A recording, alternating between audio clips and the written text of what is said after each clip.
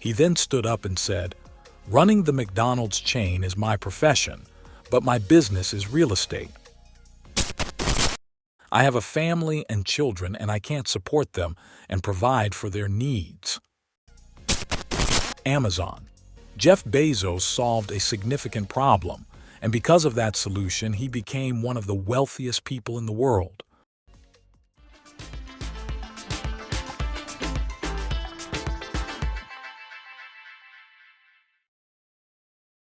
Dear viewer, in this video, I will tell you what the key to wealth is.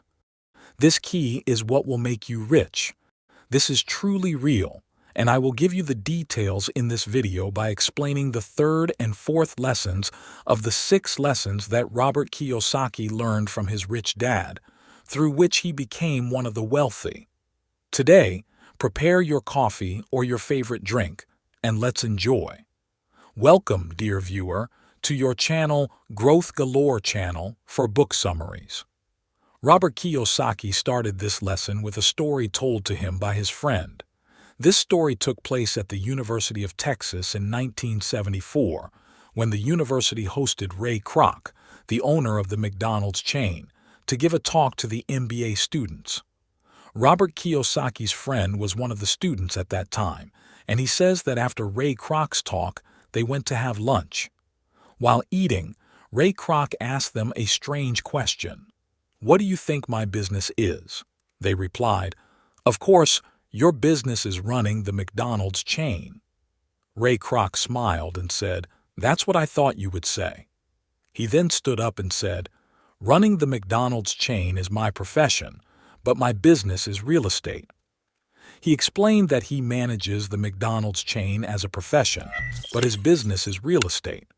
He said that when he opens a new McDonald's branch, he buys the land where the branch will be located and ensures that the land's location is prime.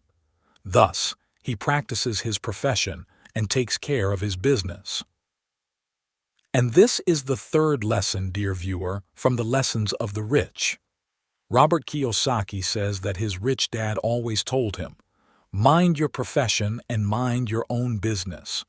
The difference is that the profession consists of the skills you learn and acquire to practice a certain job to earn money. Many of us have a profession to earn good money, but your own business is the thing you truly love and enjoy doing. For example, most people study majors in college that they neither want nor like. Why? Because the job market demands them. So, a person goes to study mechanical engineering even though they hate mechanics and working in that field, or they study electrical engineering without liking it.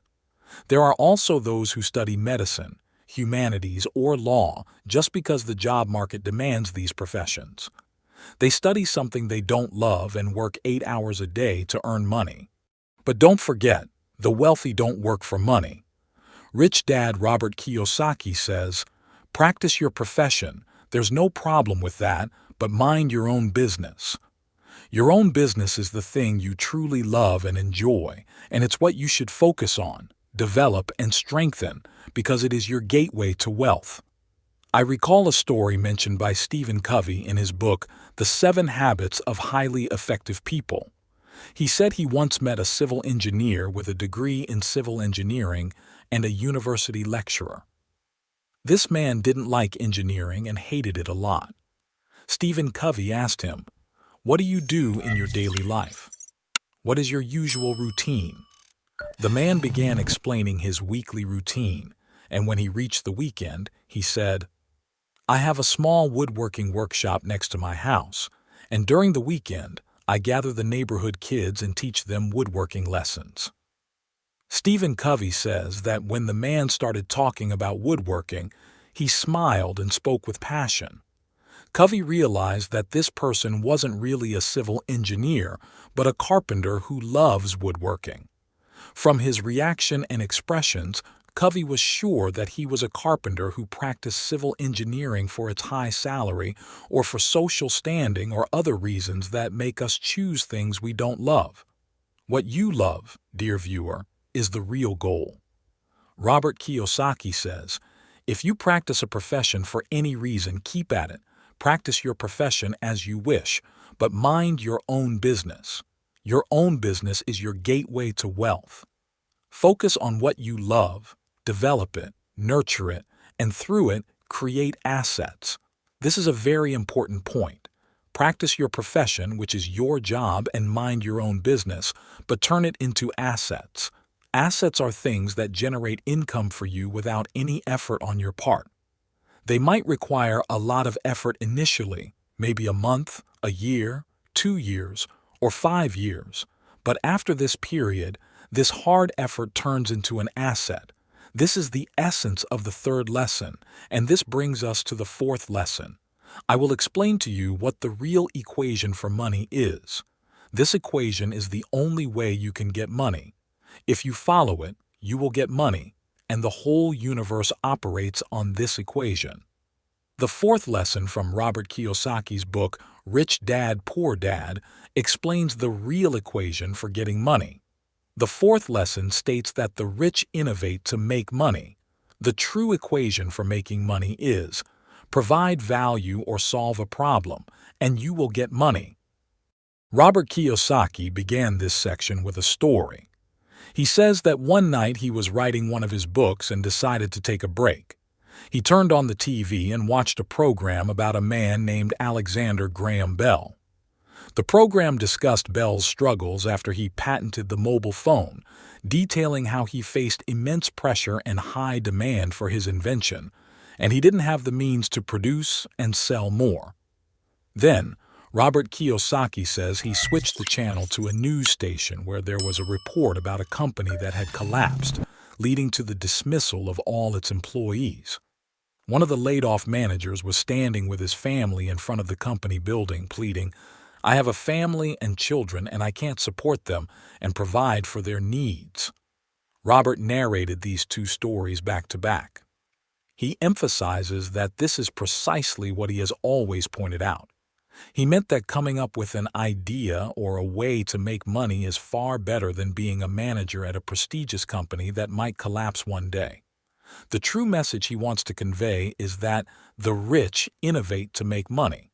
This means that the wealthy find ways to generate money from the circumstances and resources around them, even if they are very limited.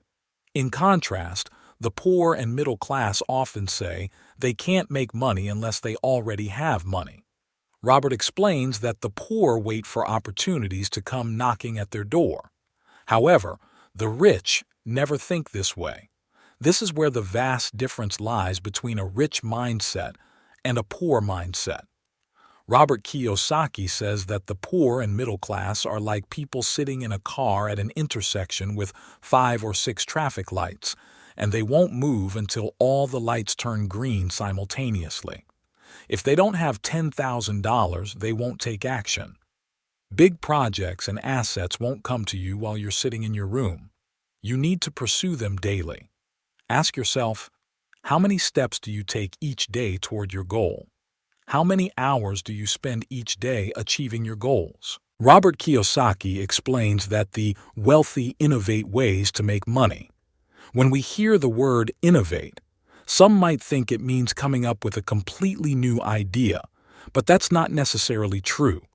It's about using the limited resources you have to find a way to generate money. In the 21st century, with smartphones and the internet, you can make money from home. All you need is to work hard with your phone and the internet.